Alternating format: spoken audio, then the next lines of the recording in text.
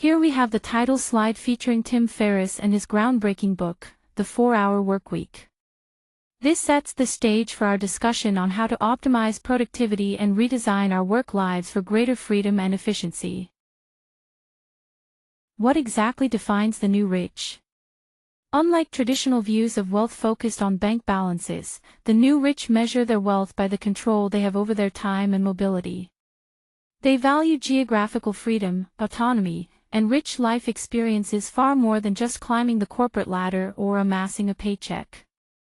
Rather than trading decades of their lives for retirement, they create systems that generate income automatically, allowing them to design their lives on their own terms.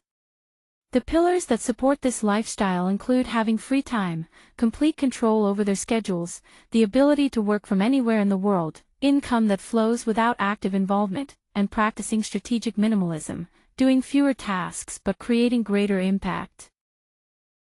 First, audit your time by tracking every task you do over a week. Then, sort these tasks based on how much they actually help you reach your goals. Anything that doesn't contribute should be eliminated. This leads us to the Pareto Principle, which tells us that 80% of our results come from just 20% of our efforts.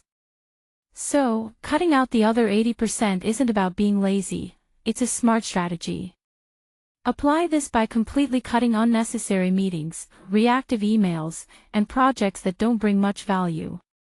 Remember, your time is your most valuable asset. Focus your energy on those high-impact activities during your peak hours to maximize your productivity. Disconnecting from digital noise is crucial to thinking big, because fragmented attention is the biggest obstacle to making strategic decisions. Every notification and unnecessary scroll takes up mental energy that should be reserved for what really matters. To combat this, try reserving 2 to 4 hour blocks of uninterrupted deep work. Turn off notifications, close extra tabs, and treat this time like a meeting with your CEO. Also, follow the batch processing rule by checking emails and social media only during specific times, ideally twice a day.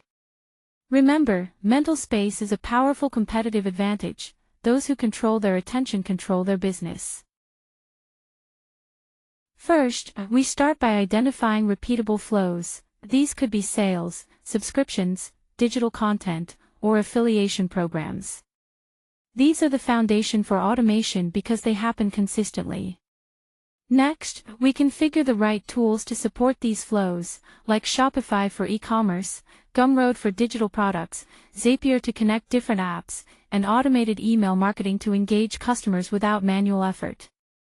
Finally, it's crucial to continuously optimize and evolve your system by analyzing the metrics, eliminating any friction points, and scaling what's working well. The ultimate goal here is to automate your income and free up your time, not just to work fewer hours for the same money, but to build systems that generate income independently of your physical presence. Automation really becomes the bridge between active work and passive freedom.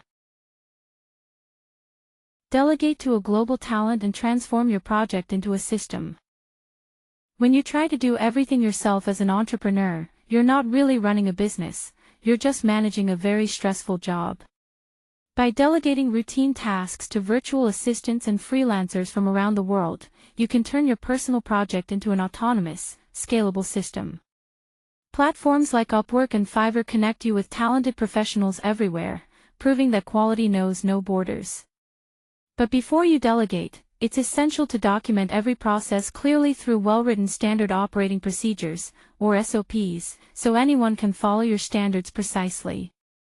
Once the tasks are delegated, your role changes. You become the architect of the system, focusing on supervision, optimization, and strategic decisions, rather than doing all the labor yourself.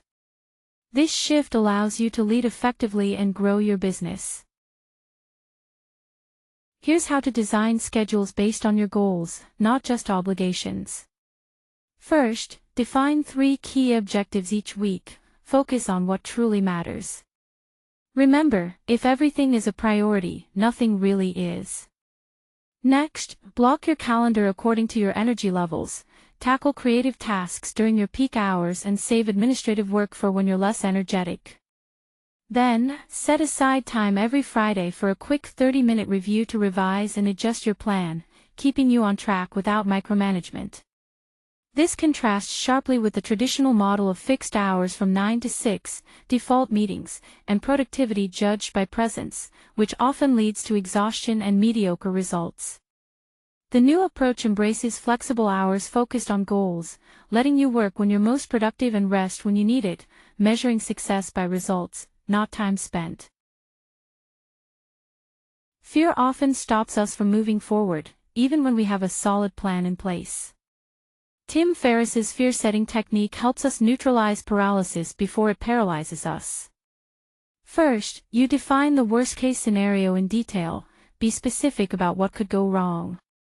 Next, calculate the cost of inaction. What will you miss out on if you don't act? Then, evaluate the actual probability of that worst case happening and consider how reversible the damage might be. Often, our fears are exaggerated. Finally, using this clear, rational information, you can make an informed decision and act with confidence instead of blind bravery. Here we see a fresh approach to how we think about retirement and rest. Instead of waiting decades for a long, uncertain retirement, the idea here is to replace late retirement with frequent mini-retirements throughout life. For example, monthly withdrawals can be short weekends spent in a different environment, just enough to recharge and rejuvenate. Then, quarterly mini-vacations offer a whole week in another country, expanding your horizons and giving you new perspectives. And finally, there's the annual sabbatical leave, a full month dedicated to completely disconnecting, reflecting on your direction, and reinventing yourself. This strategy redistributes rest and renewal more evenly, optimizing your vitality and life experience rather than postponing it all to the end. The DEAL framework takes you from a simple dream to a sustainable routine by breaking the journey into 4 clear, sequential phases. This isn't just theory. It's a practical execution system designed to turn your desire for freedom into an operational reality.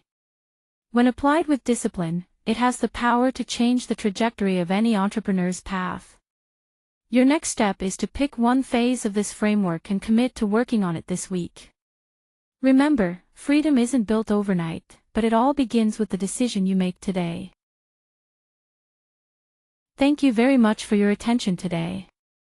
I appreciate the opportunity to share these insights with you.